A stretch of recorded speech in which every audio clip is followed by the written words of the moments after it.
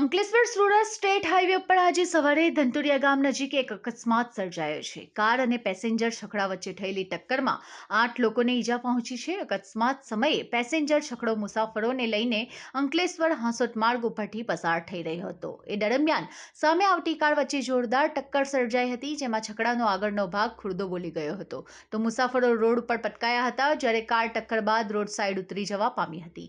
તમામ ઘાયલોને તાત્કાલિક સારવાર માટે જયાબેન મોદી હોસ્પિટલમાં દાખલ કરવામાં આવ્યા છે. ઘટનાની જાણ થતાં તાલુકા પોલીસ મથકનો કાફલો ઘટના સ્થળે પહોંચી ગયો છે. પોલીસે તપાસ શરૂ કરી દીધી છે. અત્રે ઉલ્લેખનીય છે કે અંકલેશ્વર હાંસોટ માર્ગ ઉપર છેલ્લા કેટલાક સમયથી અકસ્માતની ઘટનામાં વધારો નોંધાયો છે. સુરતથી ભરૂચ તરફ જતા વાહનોની સંખ્યા સતત વધી રહી છે. માર્ગ સાંકડો હોવાના કારણે અકસ્માતનું જોખમ વધ્યું છે. સ્થાનિક લોકોએ માર્ગને પહોળો કરવાની માંગ પણ કરી છે. તેમની માંગ છે કે તંત્ર દ્વારા સુધારાત્મક પગલાં લેવામાં આવે. વધતી જતી અકસ્માતની ઘટનાઓ રોકવા માટે તાત્કાલિક પગલાંની જરૂરિયાત છે.